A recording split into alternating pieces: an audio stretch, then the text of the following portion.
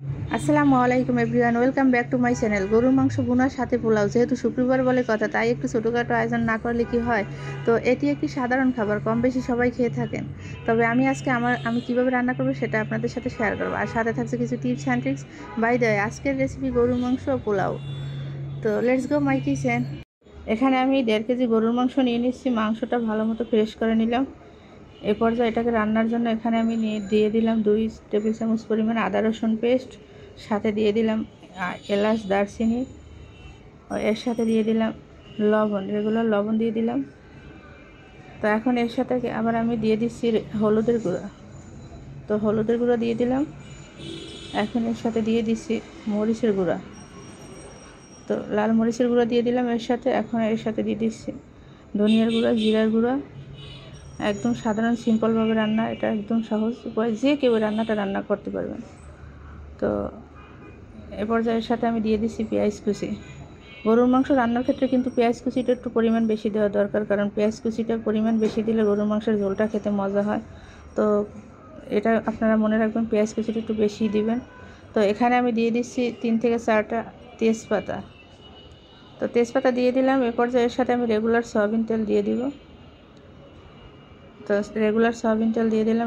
এখানে আমি, আপনারা সরিষার তেল দিয়ে অনেকে রান্না করে, সরিষার তেল রান্না করতে পারেন। তো আমি রেগুলার সয়াবিন তেল দিয়ে রান্না করি, তো এখানে আমি সয়াবিন তেল দিয়ে দিলাম। তো এটাকে হাত দিয়ে এখন ভালো মতো ম্যারিনেট করে নিচ্ছি। তো ভালো মতো মিক্সড করে মশলাগুলো এটাকে রান্নার জন্য রেডি করে নিব। তো দেখুন, এটাকে আমি সুন্দর মতো মিক্সড করে নিলাম। তো এ পর্যায়ে চুলাটা আমি ধরিয়ে দিলাম। এখন আমি এটাকে কয়েকটা কাঁচামরিচ দিয়ে দেবো, 3 থেকে 4টা কাঁচামরিচ ছেড়ে দিলাম এর সাথে। তো কাঁচামরিচ দিয়ে এটাকে আমি ঢাকনা দিয়ে ঢেকে চুলাটা ধরিয়ে দিচ্ছি। তো কিছুক্ষণ কষিয়ে নিব। কষানোর পরে আবার দেখুন, এখন আবার আসলাম। তো মাংস থেকে অনেকখানি পানি ছেড়ে দিচ্ছে। তো পানিগুলো ভালোভাবে এটাকে আরও কষিয়ে নিতে হবে, যেন পানি না থাকে, মাংসে যেন তেল থাকে, ওই রকমভাবে কষিয়ে নিতে হবে। তো গরুর মাংস যত কষাবেন ততই খেতে টেস্ট হবে। তো গরুর মাংস রান্নার ক্ষেত্রে এ ধরনের কিছু কিছু টিপস মনে রাখা উচিত। তো দেখুন, মাংসটা কিন্তু কষানো হচ্ছে, একদম কোনো পরিমাণ পানি নেই, এর সাথে শুধু তেল আছে। তো এরপর যে আরও একবার পানি দিয়ে দিলাম, গরম পানি। তো এটাকে আরও একবার কষানো হবে, যেহেতু গরুর মাংস সিদ্ধ হতে সময় লাগবে। তো এখানে আমি 2বার কষিয়ে নিলাম। তো এখন আবারও আমি ঢাকনা দিয়ে ডেকে আরও কিছুক্ষণ কষিয়ে নিতে হবে। মাংসটাকে 2বার কষানো হবে। তো এখানে আমি আবার পানি দিয়ে দিলাম, আরও কিছুক্ষণ কষানো হবে। তো এখন দেখুন, সেম প্রসেসে এবারও তেল ছেড়ে দিচ্ছে মাংস থেকে। তো এখন আমি এর সাথে দিয়ে দিলাম আলু কয়েক টুকরা। তো গরুর মাংসের সাথে আলু দিলে আলুটাও খেতে কিন্তু অনেক টেস্ট। যেহেতু বাসায় বাচ্চা আছে, বাচ্চা থাকলে তো আলু দেওয়া প্রয়োজন হয়। তো আমি এখানে কয়েক টুকরা আলু দিয়ে দিলাম। এখন আমি এটাকে আরও কিছুক্ষণ কষিয়ে নিলাম।